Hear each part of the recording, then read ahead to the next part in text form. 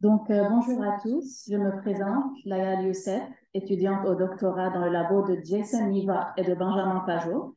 Je vous présente aujourd'hui mon étude intitulée Les effets neurophysiologiques d'un exercice aérobie aigu chez des jeunes adultes en bonne santé, une revue systématique et méta-analyse. Donc, pour commencer, lorsque je vais me référer à un exercice aérobie aigu, je veux dire un exercice aigu des membres inférieurs et qui est fait sur vélo pour une durée approximative de 20 minutes. Il a déjà été démontré que ce type d'exercice améliore la neuroplasticité.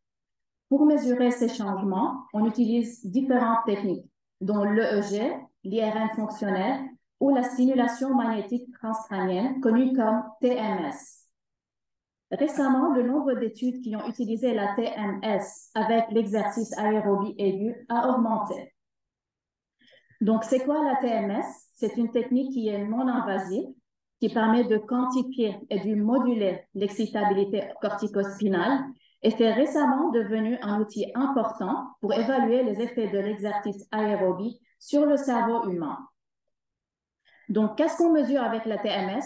On mesure deux grandes catégories de mesures, l'excitabilité intracorticale et l'excitabilité corticospinale. Pour la première, un des exemples de mesures, nous avons l'inhibition intracorticale. Donc, parmi les travaux précédents qui ont étudié les effets de l'exercice aérobie et la TMS sur les deux mesures, l'inhibition intracorticale et l'excitabilité corticospinale, certaines études ont montré une modulation et d'autres pas, et donc on n'a pas de consistance entre les études. Pour cela, nous avons décidé de mener une méta-analyse qui a pour but de déterminer quelle mesure TMS reflète l'effet le plus consistant suite à un exercice aérobie aigu. Donc, pour cela, nous avons implémenté une stratégie de recherche. Après avoir trié les articles basés sur nos critères d'inclusion et d'exclusion, nous avons abouti à 23 articles qui ont été inclus dans notre méta-analyse. Donc, je commence par les résultats. Concernant l'excitabilité corticospinale, voici le forest plot qu'on a obtenu. Je vous l'explique brièvement. Donc, chaque ligne noire représente une étude. Chaque point noir au milieu de chaque ligne représente la différence de moyenne avant et après exercice aérobie aigu. Le losange tout en bas représente la moyenne générale. Lorsqu'on va vers la droite, on a une augmentation de la mesure, vers la gauche, une diminution. Donc, en utilisant un modèle à effet randomisé, on a trouvé un effet significatif. Par contre, on a une grande hétérogénéité des résultats, ce qui nous pousse à dire qu'on ne peut pas être confiant concernant cette mesure. Concernant l'inhibition intracorticale, donc le système est le même. Cette fois-ci, en irant vers la droite, on a une diminution. Quand on va vers la gauche, on a une augmentation. On a trouvé un effet significatif, mais cette fois-ci avec une faible hétérogénéité. On est donc plus confiant à dire que la diminution de cette mesure peut être consistante. Pour pousser plus nos analyses, nous avons fait une méta-régression concernant l'effet de l'intensité et nous avons vu qu'en effet, c'est pour les exercices à intensité modérée et élevée que c'est significatif. Donc, pour conclure, cette étude aura des impacts potentiels dans deux domaines, le milieu de la recherche et le milieu clinique. Pour le milieu de la recherche, comme on a vu un changement avec un effet consistant, donc si les chercheurs ont à choisir parmi toutes les mesures de changement à travers la TMS ou mettre certaines en priorité, l'inhibition intracorticale pourrait être une bonne option. Dans le milieu clinique, une diminution de l'inhibition entraîne un environnement qui est plus susceptible à la neuroplasticité et donc inclure l'exercice aérobie dans les programmes de réhabilitation serait une bonne option. Je vous remercie de votre attention.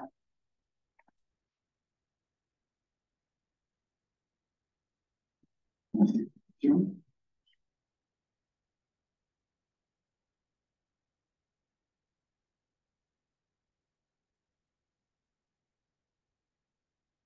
Vous n'avez pas de questions, il y a toujours des questions. Merci d'ailleurs pour ta présentation. Évidemment, des questions que soulèvent les résultats, c'est quels sont les mécanismes distinctif potentiel qui pourrait expliquer un effet sur l'émission intracorticale, mais pas sur l'excitabilité cortico-spinale, avec des hypothèses. Ouais, donc, les mécanismes qui sont sous-jacents, ils sont différents. Donc, déjà, l'excitabilité cortico-spinale concerne le cortical et la partie spinale, alors que pour l'inhibition intracorticale, ça concerne seulement la partie intracorticale. Donc, il y a des hypothèses qui disent qu'une diminution de cette mesure est reflétée par une inhibition des récepteurs GABA-A, gamma-aminobutyric acid, qui joue un rôle dans cette diminution. Donc, c'est une des hypothèses. L'activité aérobique agirait comment sur ces... Donc, l'activité aérobique jouerait un rôle dans la diminution accrue de ces récepteurs.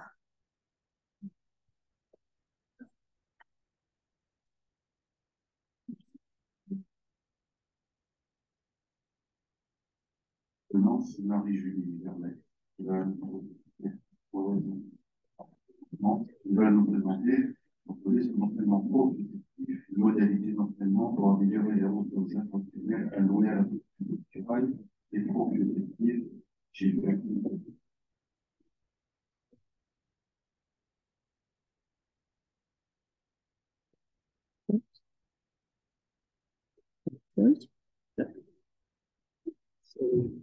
Arrows or just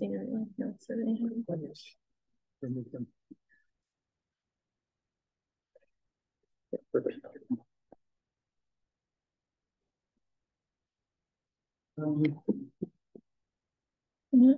The laser. The laser is this. Just test. Okay. Perfect. That's the mic. Test. Moi, je sens pas très fort. Alors, bonjour, je suis très contente de vous présenter les résultats de mon programme proprioceptif qui a eu lieu ici au centre. Alors, comme vous le savez peut-être, la proprioception est essentielle à l'équilibre et la stabilité posturale. Malheureusement, en vieillissant, l'acuité proprioceptive diminue, tandis que le coût attentionnel associé au contrôle postural augmente, ce qui peut augmenter le risque de chute chez les gens âgés. Cette étude vise donc à tester l'efficacité d'un programme d'entraînement proprioceptif sur les fonctions posturales des gens âgés et également de voir si ce programme peut avoir une influence sur les ressources attentionnelles qui sont allouées aux fonctions posturales. Pour faire ceci, nous avons recruté 20 personnes âgées sédentaires qui ont participé au programme proprioceptif pendant 12 semaines, qui a eu lieu ici, comme j'ai mentionné. Alors, pour évaluer l'effet de l'entraînement, nous avons développé un tâche de limite de stabilité posturale où est-ce qu'on demandait aux participants de s'incliner au maximum vers l'avant, l'arrière, à droite et à gauche, tout en se tenant sur une plateforme de force que vous voyez ici. Cette tâche a été faite avec yeux ouverts, fermés et avec et sans la présence d'un tâche de soustraction mathématique de -3. Et puis, il y a eu plusieurs conditions expérimentales que vous voyez ici. Cette tâche nous a permis de quantifier les limites de stabilité posturale qui correspondent au déplacement du centre de pression en dessous des pieds.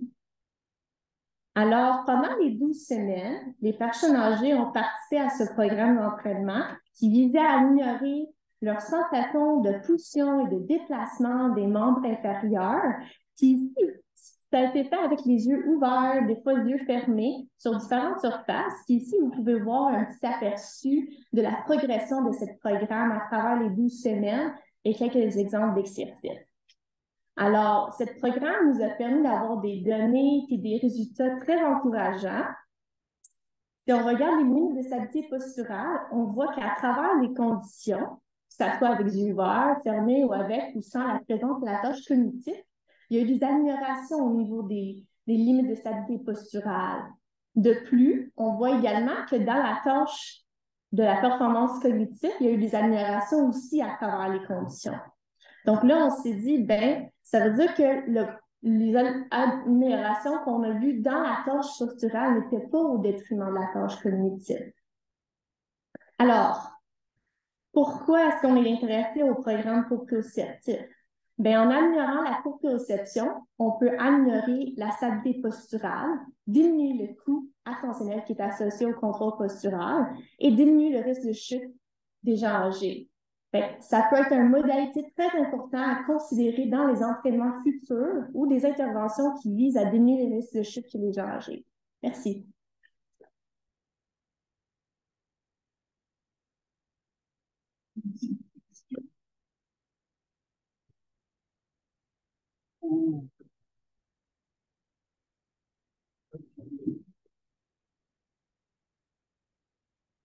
Pour la présentation, la question, c'est est-ce que dans vos critères de sélection, vous éliminez ceux qui peuvent avoir un problème de proprioception en raison d'une neuropathie, par exemple, à cause d'une déficience en béline ou quelque chose d'autre? Donc, on avait certains critères. C'est sûr qu'un des critères, c'est qu'il faut être sédentaire selon un questionnaire. Il ne fallait pas qu'il y ait des problèmes neurologiques connus non plus. On n'avait pas un outil pour évaluer, il n'y a pas comme une échelle pour évaluer justement la proprioception des participants comme tel. Mais on a fait une évaluation au niveau de l'acuité proprioceptive aussi. Les gens qui avaient la diabète aussi étaient exclus. Donc, il y avait certains critères qui pouvaient, ou maladies qui pouvaient avoir un impact sur les sensibilités proprioceptives qu'on a considérées dans le process de critères. Thanks a lot. Yeah, thanks a lot for the talk. That was really great. Yeah. I had a question. Do you think really that there is an effect of learning actually pre-post on the actual measures, like center displacement measures, that you're actually testing? Because it looks like there's pre-post training effect in general. And maybe I missed it, but do you have a control condition as well, or? So we actually counterbalance the sequence of experimental conditions. So I just finished some of the analysis. I haven't done that test yet, but we're going to be able to see if we compare the two different sequences of testings, if there's a difference between the two. The control measure was sitting doing the cognitive task without the postural task. Right. But I mean, a control condition, if you have proprioceptive training over the 12 weeks, you have Oh, you mean like yes, sorry. Yeah. So we actually have 3 groups. We actually have an aerobic group too that I can't touch on because it's just too much. And we have a control group as well. And in the control group, the pre and post, there was no significant change for both measures. So for the stability limit and also for the cognitive task. Merci, Marie.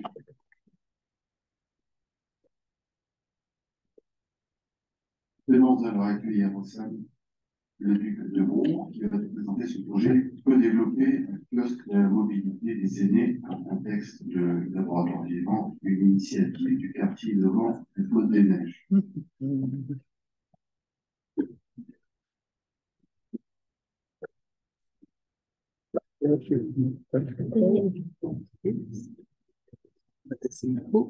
Allô? C'est bon? Bonjour à tous et à toutes. Donc, ça me fait plaisir d'être ici aujourd'hui pour vous présenter les récents travaux de recherche de notre équipe qui portent sur le développement d'une activité de promotion de la mobilité des aînés. Donc, en fait, le projet dont je vais vous parler aujourd'hui, il s'insère dans le quartier innovant, un laboratoire vivant qui regroupe plusieurs chercheuses du Centre de recherche de l'Institut universitaire de gériatrie de Montréal, mais également des acteurs de la communauté du quartier Côte-des-Neiges ainsi que des résidents aînés. Mais plus spécifiquement, qu'est-ce que c'est un laboratoire vivant? C'est un écosystème à l'intérieur duquel des parties prenantes qui proviennent de divers milieux vont travailler ensemble afin de développer des innovations sociales selon une approche de co-création. Et notre équipe de recherche s'intéresse tout particulièrement aux enjeux de mobilité que vivent les aînés du quartier. En effet, on sait que chez les aînés, la mobilité est un déterminant clé de la participation sociale et d'un vieillissement en santé. Toutefois, les enquêtes populationnelles indiquent que ce serait entre le tiers et la moitié des personnes âgées de 65 ans et plus qui présentent des problèmes de mobilité. C'est pourquoi notre équipe de recherche s'est donné pour objectif de mieux comprendre les besoins des personnes aînées du quartier Côte-des-Neiges en matière de mobilité, et de développer, d'implanter et d'évaluer des pistes de solutions innovantes avec eux pour répondre à leurs besoins. Une démarche de co-design de services inspirée de l'approche de Brown a été réalisée. Ainsi, c'est des groupes de discussion auprès de 26 aînés et 11 partenaires communautaires, de même que des entrevues auprès de 10 aînés qui ont été réalisées et qui ont permis de mieux comprendre les besoins des aînés concernant leur mobilité. Par la suite, 5 ateliers réalisés avec 6 aînés partenaires ont permis de cadrer les problèmes auxquels on souhaitait s'attarder, de générer des idées de solutions innovantes pour y répondre et de concevoir des prototypes de solutions. Dans cette démarche, il est notamment ressorti le besoin pour les aînés de mieux connaître les ressources du quartier soutenant leur mobilité. Ainsi, une des pistes de solutions innovantes qui a émergé est la création d'un kiosque d'information et de promotion des ressources du quartier en matière de mobilité. Le kiosque de la mobilité des aînés a été mis une première fois à l'essai dans un parc du quartier à l'été 2022 en collaboration avec des aînés partenaires, de même que des organismes communautaires du quartier. L'événement a donc été l'occasion de distribuer de la documentation sur les ressources utiles dans le quartier, de faire la démonstration d'aides techniques pour soutenir la mobilité des aînés et de démontrer des exercices bénéfiques pour le maintien de la mobilité tels que le tai chi adapté. Le kiosque a attiré plusieurs aînés, de même que la mairesse du quartier qui s'est présentée. Afin de sonder l'appréciation du kiosque, nous avons colligé des données sur place via un court sondage numérique qui a été complété par 23 personnes et nous avons en plus mené une séance de débriefage avec nos partenaires quelques semaines après la tenue du kiosque. Il ressort de ces démarches que le kiosque a été un événement apprécié autant par les répondants que par les partenaires. Les éléments les plus appréciés du kiosque ont été l'offre d'activités sociales et gratuites, l'accueil de l'équipe et l'ambiance générale, ainsi que l'ensemble de la documentation qui était remise. Nous retenons également quelques pistes d'amélioration, notamment le fait de mieux préparer les aînés partenaires et de mieux définir leur rôle dans le kiosque et de diversifier les canaux pour la promotion de l'événement, en plus d'intensifier les efforts de promotion. Donc, en conclusion, les apprentissages découlant de cette première mise à l'essai du kiosque sont mis à profit dans la préparation d'une deuxième édition qui se tiendra dans quelques semaines. Et finalement, l'implication active des aînés et des autres partenaires dans le projet est gage de succès pour l'adoption et la pérennisation de l'innovation par la communauté. Donc, je vous remercie de votre écoute.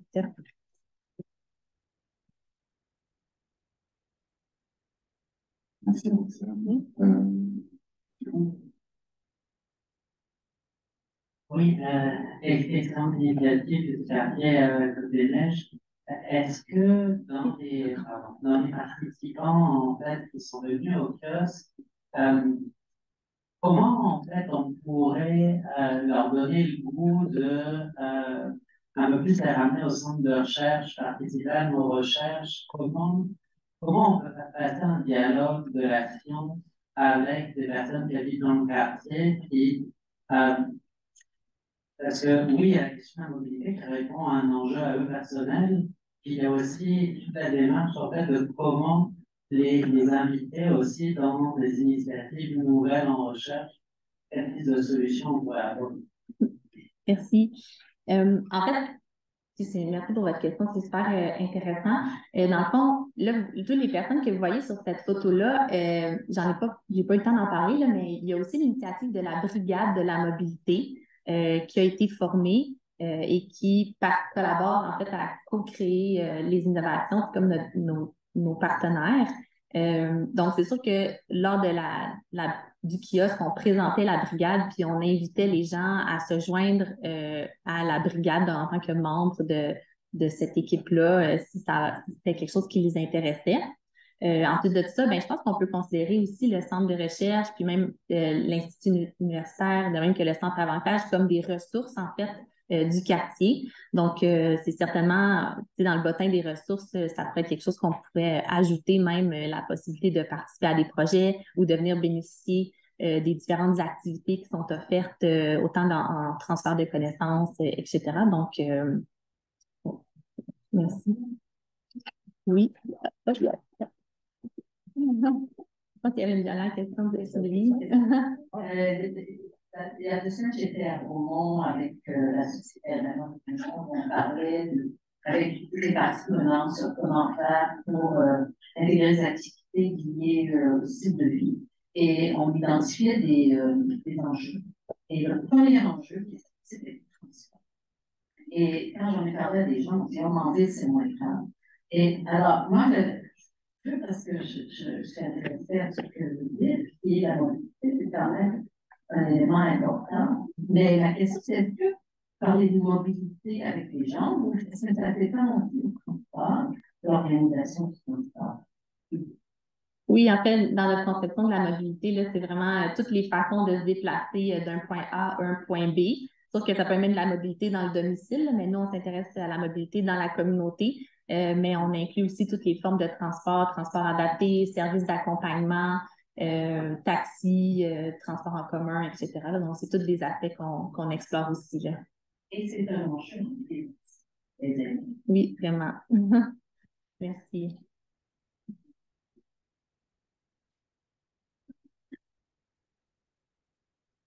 Merci.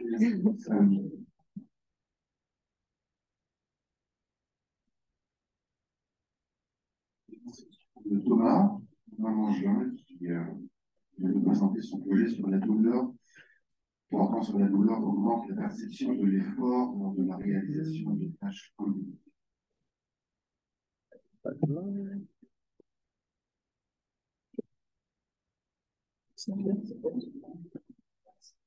Bonjour à tous, donc je suis postdoctorant au labo de Benjamin Pajot et sous la direction de Pierre Hinville, et aujourd'hui je vous présente une étude qu'on a réalisée qui s'intitule « La douleur augmente la perception de l'effort lors de la réalisation de tâches cognitives ».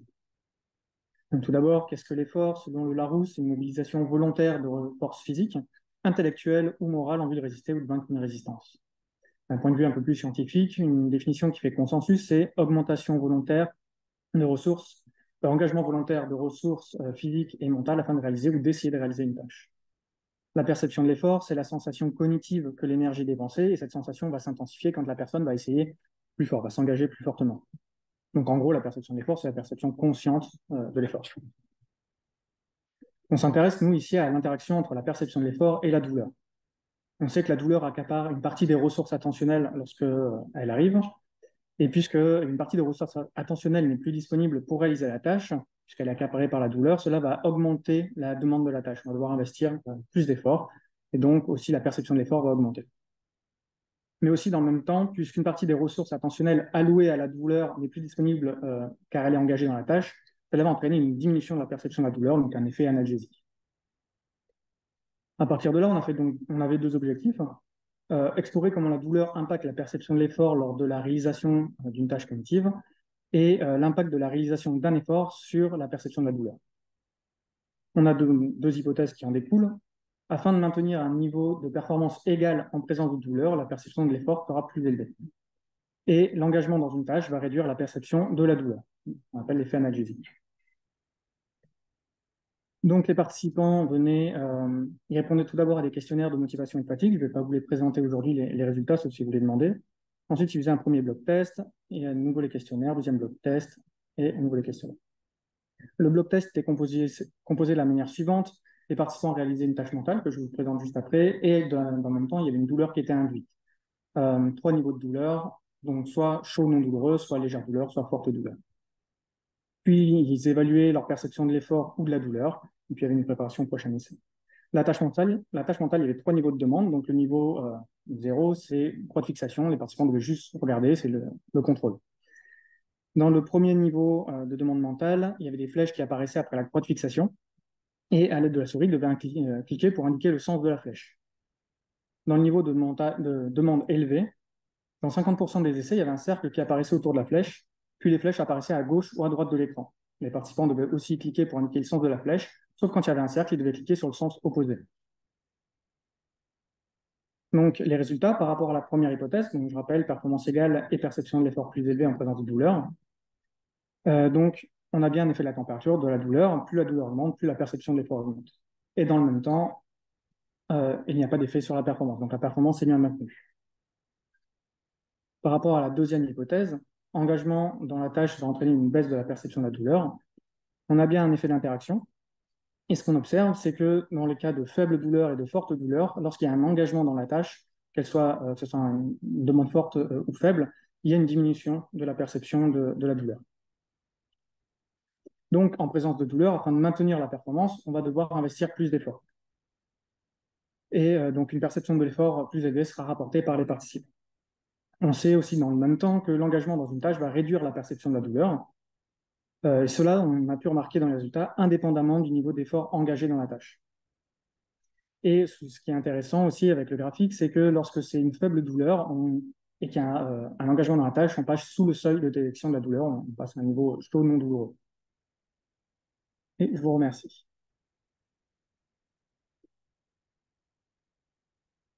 Merci Thomas. Est-ce qu'il y a des questions? Oui, merci. J'étais intéressé sur le fait des thèmes d'algésie. Combien de temps, en fait, il dure la tâche? Est-ce qu'à un moment donné, cet effet-là, on le perd quand la personne elle arrive à la fin de ses ressources et qu'elle est un peu trop épuisée pour faire la tâche? Alors, dans le cas de la fatigue mentale, donc c'est un peu ce que vous dites, il y a une étude qui va être menée, qui va démarrer bientôt et qui va porter là-dessus. Donc, je n'ai pas encore la réponse à ça. J'imagine qu'en effet, avec la fatigue mentale, la perception de la douleur va augmenter. Donc, on aura une interaction de deuxième ordre qui va apparaître ici. Ça sera confirmé avec la prochaine étude. Après, ici, la tâche mentale est faite en même temps que la douleur et la douleur s'arrête dès que la tâche mentale est finie. Donc, c'est juste, en fait, au même moment.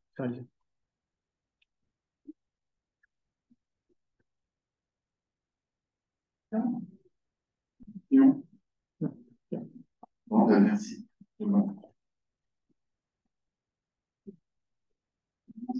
C'est Eva et aussi qui va présenter et impact de l'exercice physique pragmatique et en modélisation sur les performances physiques et fonctionnelles de personnes touchées du programme de match.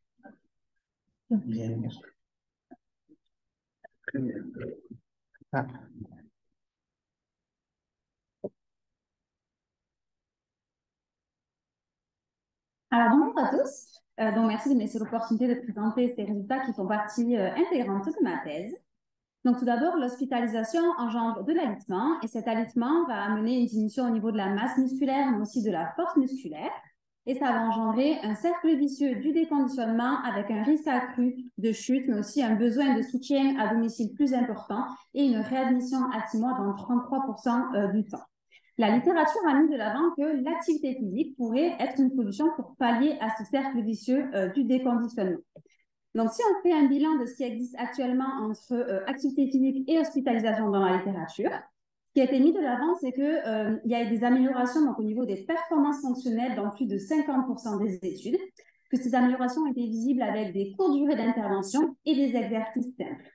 Par contre, les interventions ne sont pas toujours adaptées ou spécifiques. La prescription elle dépend souvent du professionnel de la santé et les séances elles sont souvent individuelles, supervisées ou demandant du matériel de gym. Or, les hôpitaux n'ont pas forcément ces ressources à disposition. Donc, c'est pour pallier ces manquements que nous avons utilisé un devis de co-construction afin de proposer une solution pragmatique et potentiellement pérenne, qui est l'outil Match. Donc, l'objectif général de cette étude, c'était de comparer les effets sur les performances physiques, la capacité fonctionnelle et le statut de fragilité entre ceux qui ont reçu le programme Match et ceux qui ont seulement eu les soins usuels. Donc, Match, c'est 5 programmes d'activité physique différents. Donc, du rouge pour les patients les plus fragiles, au bleu pour les patients les plus autonomes. Donc, ces programmes-là sont déterminés en fonction d'un arbre décisionnaire qui évalue le profil de mobilité. Donc, les patients devaient réaliser les exercices 3 fois par jour de manière individuelle et en plus, ils avaient un objectif de marche à réaliser.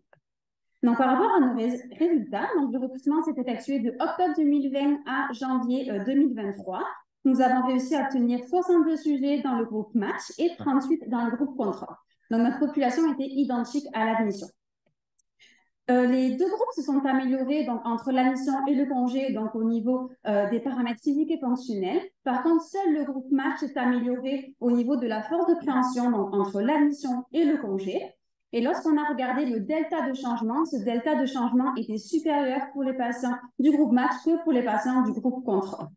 Idem pour le statut de fragilité évalué avec le questionnaire SOT. Donc, entre l'admission et le congé, le score a diminué dans le groupe match. C'est donc que les patients étaient considérés comme moins fragiles, mais ça n'a pas été observé dans le groupe contrôle et le delta de changement était supérieur pour les patients du groupe match que pour les patients du groupe contrôle. Lorsqu'on regarde la proportion de patients ayant une faible puissance musculaire dans le groupe match au congé, on s'aperçoit que celui-ci a diminué seulement dans le groupe match. Idem pour le risque de fragilité.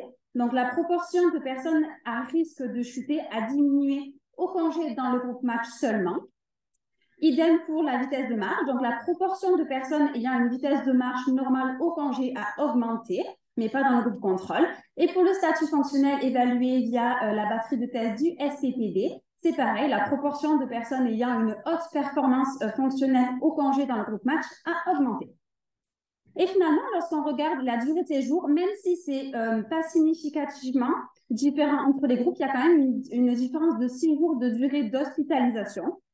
Lorsqu'on regarde le besoin de soutien à domicile au congé, on s'aperçoit que celui-ci, il a été moins important pour les patients du groupe match que les patients du groupe contrôle.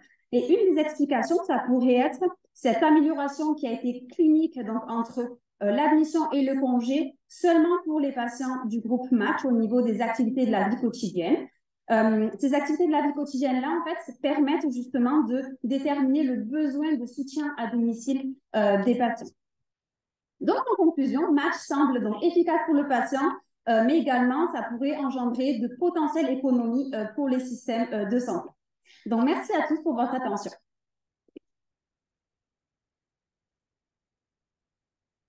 Merci Eva. Y a-t-il des questions?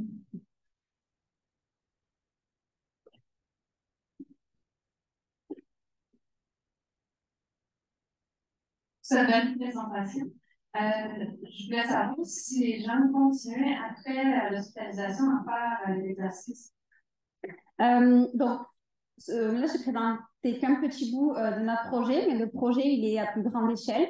Donc, on a 4 groupes différents. Donc, l'activité physique à l'hôpital, l'activité physique au congé. Donc, ils repartent avec 12 semaines d'activité physique. Et certains patients ont les deux, durant et au congé, et forcément le groupe contrôle. Donc, on n'a pas encore analysé tout ce qui est post-hospitalisation, parce que c'est encore en cours de recrutement. Donc là, on a vraiment seulement les données durant l'hospitalisation, mais oui, c'est des choses qu'on va forcément analyser par la suite. Merci pour la présentation. Je vais peut-être rater l'information. Est-ce que les groupes étaient randomisés? Je vais vous le remontrer. On a fait un recrutement par vague. C'était pas randomisé puisque les cliniciens étaient au courant qu'il y avait différents groupes dans l'étude. Mais pour éviter les biais de contamination, on a fait par bloc. Donc, vous avez exactement le même nombre de temps de recrutement. C'était pour éviter qu'un patient qui avait le programme d'exercice, parfois ils sont 2 dans les chambres, donc pour qu'une personne qui a un programme à l'hôpital et une personne du groupe contrôle puisse se contaminer. Donc, c'est pour ça qu'on a fait un recrutement par bloc.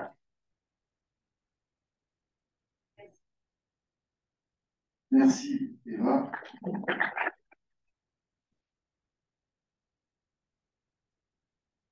Maintenant, c'est Anne Desrochers qui va présenter ses travaux. Et le titre du projet, c'est Implantation du protocole Nutrition as Medication en établissement de soins de longue durée au constat.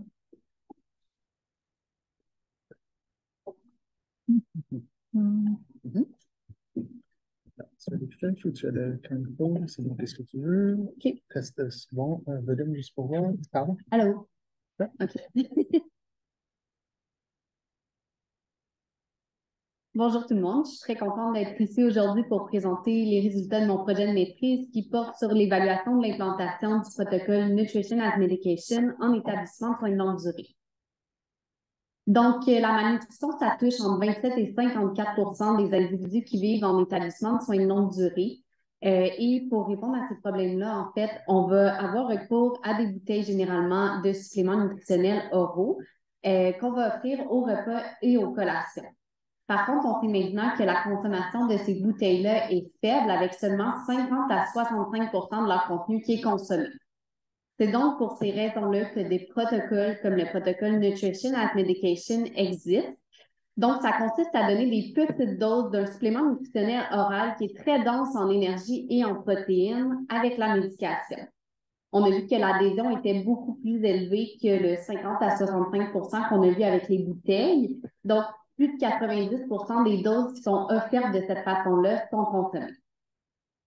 Donc, sachant que c'est une approche qui est prometteuse, qui permet aussi, on a vu une meilleure guérison des plaies, puis une trajectoire pondérale positive. Donc, sachant que c'est prometteur, on a développé une boîte à outils pour permettre l'implantation de ce genre d'initiative-là. Donc, dans notre boîte à outils, on a un guide d'utilisation clinique qui décrit c'est quoi les critères de prescription, comment est-ce qu'on fait l'administration de cette procédure-là, puis comment est-ce qu'on fait le suivi. Aussi, on a développé un guide d'implantation qui décrit comment implanter le protocole NAM en 4 phases. Puis aussi, on a développé des ressources additionnelles comme des dépliants pour les familles ou des affiches pour le chariot à médicaments. Donc, on a donné notre boîte à outils à 3 CHSLD d'ici du centre-sud de l'île de Montréal pour vraiment tester notre boîte à outils. Donc, vous voyez ici les résultats de l'objectif 1 qui visait à documenter ce processus d'implantation. Donc, on a ici le tableau qui montre le nombre d'étapes du guide d'implantation qui ont été faites en totalité, selon le CHSLD, puis selon la phase d'implantation. Ce qu'on peut voir, en fait, c'est que 8 mois après la diffusion de la boîte à outils, le taux d'implantation se situe entre 19 et 52 %.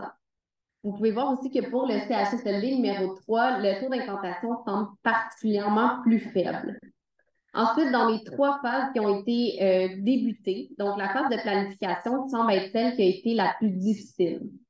Finalement, encore une fois, 8 mois après la diffusion de la boîte à outils, aucun des 3 CHSLD s'est rendu à la phase de pérennisation. Pour l'objectif 2, maintenant, qui visait à déterminer le degré d'implantation du NAM, on a voulu voir l'adéquation aux doses prescrites. Ce qu'on a fait, en fait, c'est 3 à 4 mois après la première prescription, on s'est rendu dans chacun des CHSLD, puis on a révisé les dossiers médicaux de tous les résidents pour voir si on applique les critères de prescription de notre guide d'utilisation clinique, est-ce qu'on va atteindre le même nombre de prescriptions supposées que le nombre de prescriptions qu'il y a actuellement dans ce CHSLD-là. Ce qu'on a vu, c'est qu'il aurait dû avoir entre 1,7 et 2 fois plus de prescriptions si notre guide d'utilisation clinique avait été correctement utilisé. On a aussi voulu voir l'adhésion aux doses prescrites. Donc, pour ça, on a révisé la FADM, la feuille d'administration des médicaments, de tous les résidents qui recevaient le NAM. Ce qu'on a vu, c'est une adhésion aux doses qui était toujours supérieure à 90 ce qui est similaire aux études faites précédemment sur les petites doses avec la médication. Par contre, on a vu que l'adhésion était significativement plus faible dans le CHSLD numéro 3 par rapport aux 2 autres. On a vu aussi beaucoup d'écarts par rapport au guide d'utilisation clinique. Donc, premièrement, en révisant la FADM, on a vu plusieurs raisons de non-consommation qui étaient non spécifiées, ce qui est quand même surprenant parce que c'est une obligation légale pour l'infirmière auxiliaire d'indiquer une raison de non-consommation lorsque la dose n'est pas prise. Ensuite, on a vu des doses prescrites de 90 puis 120 ml, ce qui n'est pas non plus recommandé dans notre guide d'utilisation clinique parce qu'on veut vraiment garder l'appétit pour les vrais aliments au repas. Donc, en conclusion, le NAM, ça demeure une initiative qui est pertinente d'un point de vue clinique. On l'a vu avec l'adhésion aux doses qui est demeurée élevée malgré le fait que l'implantation s'est faite de manière très partielle, puis aussi malgré le fait qu'il n'y avait aucune équipe de recherche sur place pour implanter le protocole. Par contre, l'implantation demeure sous-optimale, particulièrement dans le CHSLD numéro 3, là, où les guides semblent avoir été beaucoup moins utilisés. C'est là que la deuxième portion de l'étude, qui est une portion qualitative, va être intéressante pour voir justement ça a été quoi les facteurs qui ont influencé notre implantation, qu'est-ce qui s'est passé dans le CHSLD numéro 3, entre autres. Puis tout ça, ça va nous permettre au final de réviser notre boîte à outils, puis on l'espère l'améliorer et la diffuser au CHSLD de la province. Est-ce que vous avez des questions? Merci beaucoup de votre attention.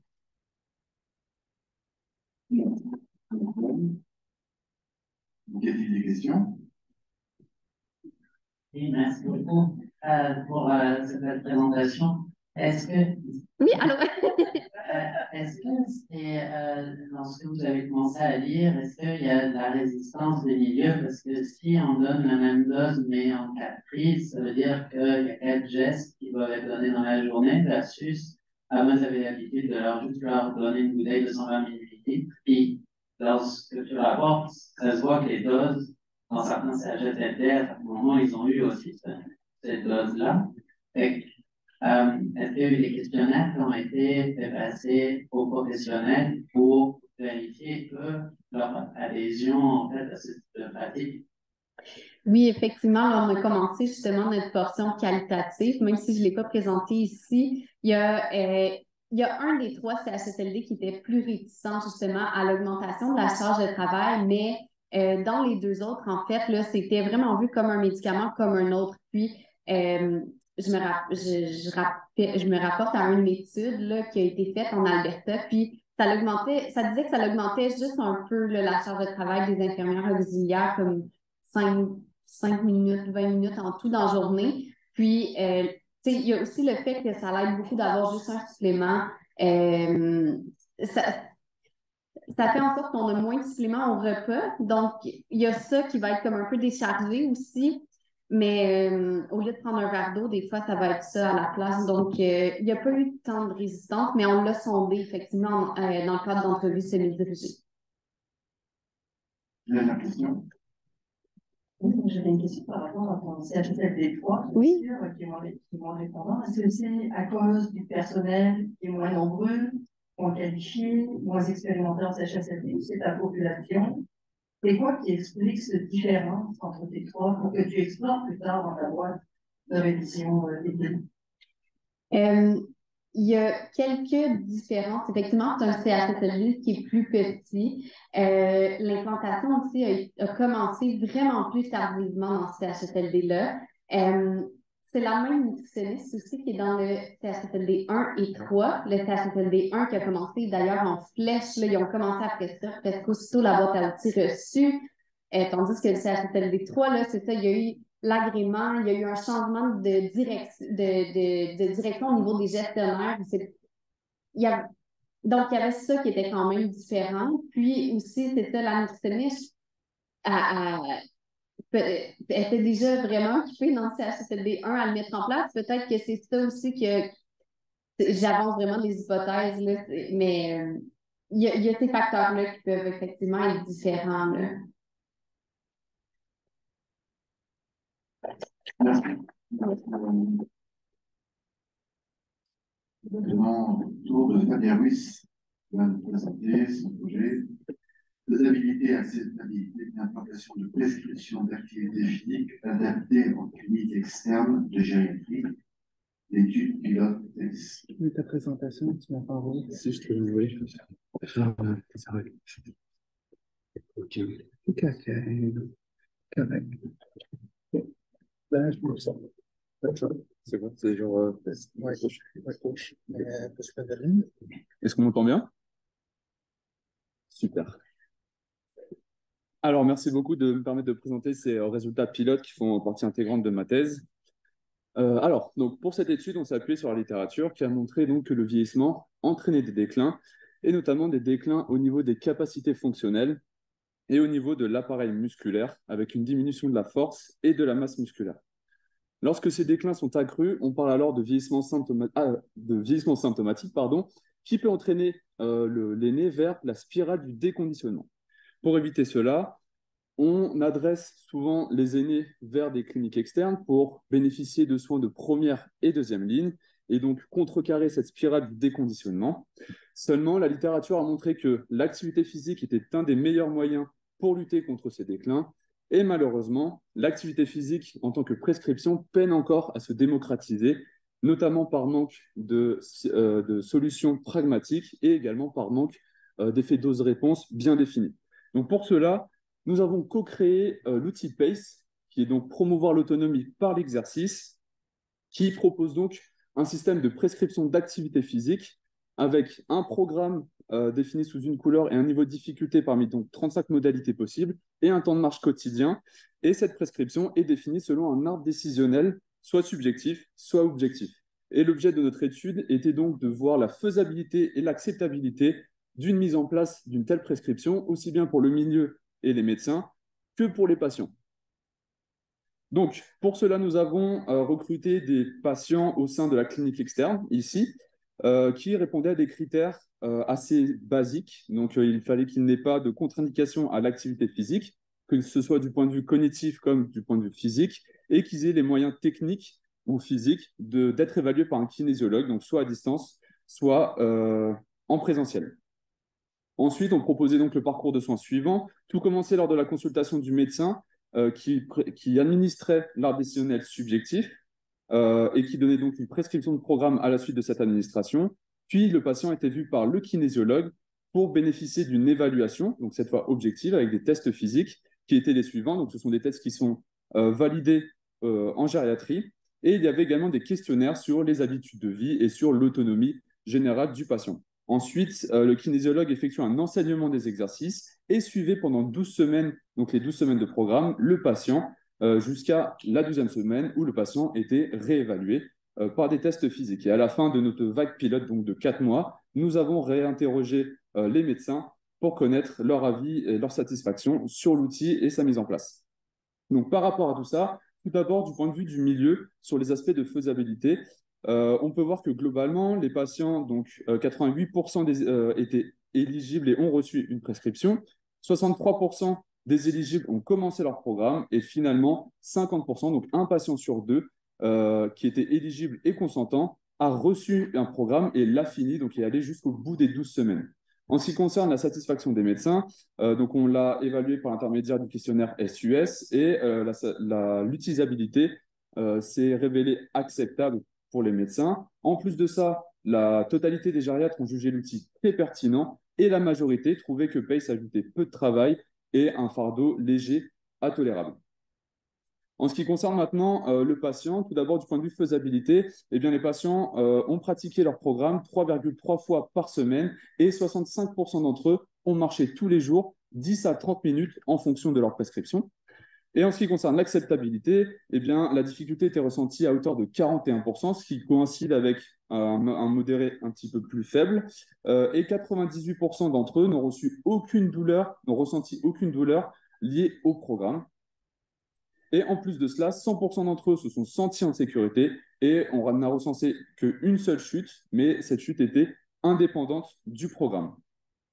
Ensuite, on a également regardé les effets préliminaires donc, de notre étude et finalement, nos patients se sont maintenus entre la première évaluation, donc avant les 12 semaines de programme, et la deuxième évaluation après les 12 semaines de programme. Donc finalement, l'implantation de l'outil PACE semble faisable, acceptable, aussi bien pour les patients que pour les médecins. Et pour ce qui est des effets sur la santé du patient, eh bien, il serait intéressant de grossir l'échantillon et également ajouter un groupe contrôle de manière à confirmer les résultats des faits que nous avons observés. Je vous remercie, puis je suis ouvert aux questions. Merci Fabien. Y a-t-il des questions?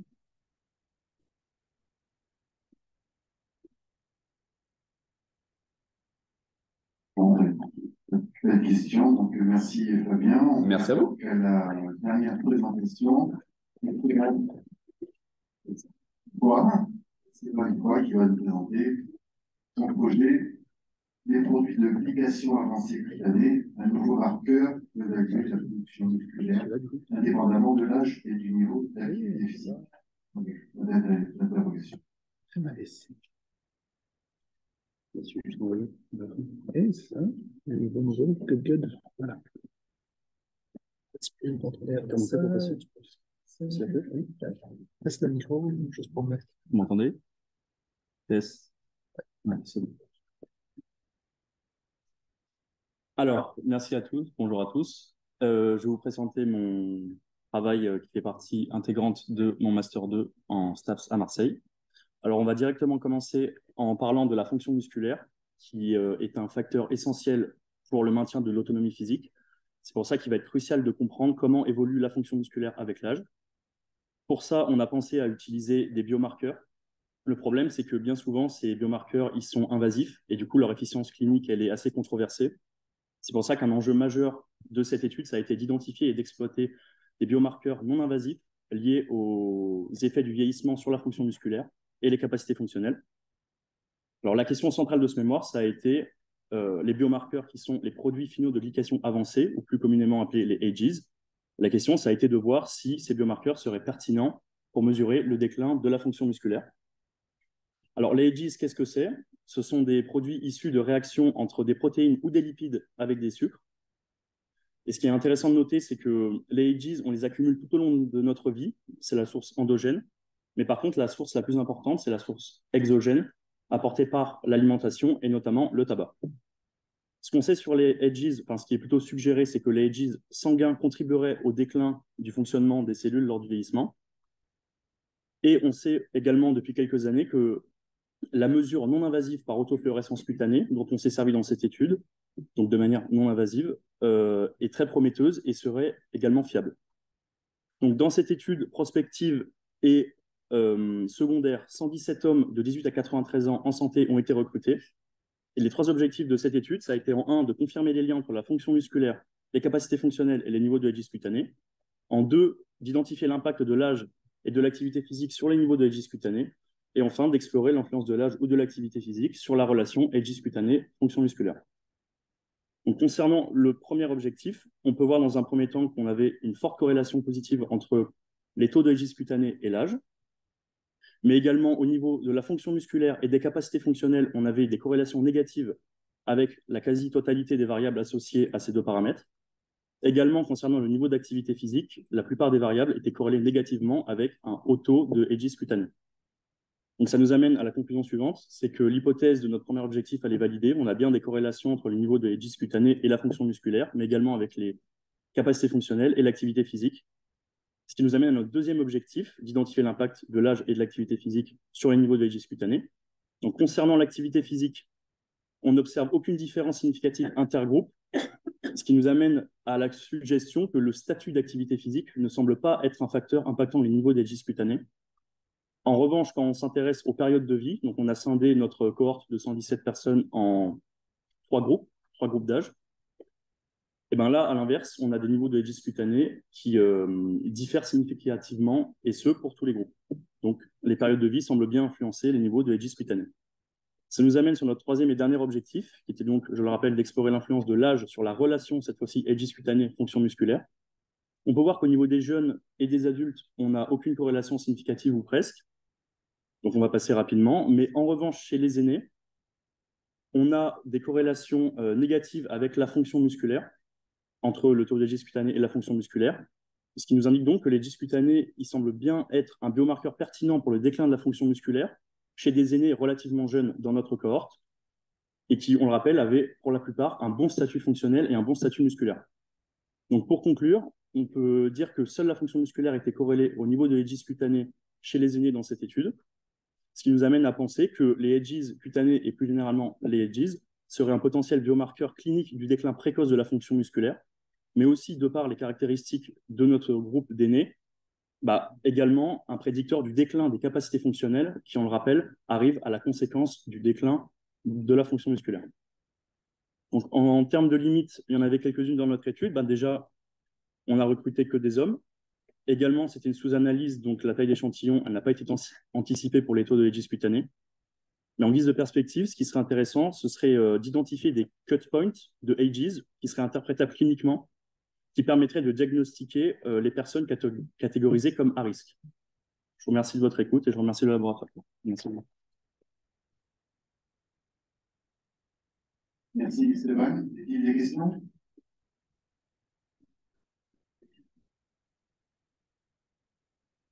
Donc, merci Stéphane, et puis c'est clôt la session, et je vous remercie d'être venu, et on se retrouve donc demain à partir de 8h30. Merci, bonne soirée.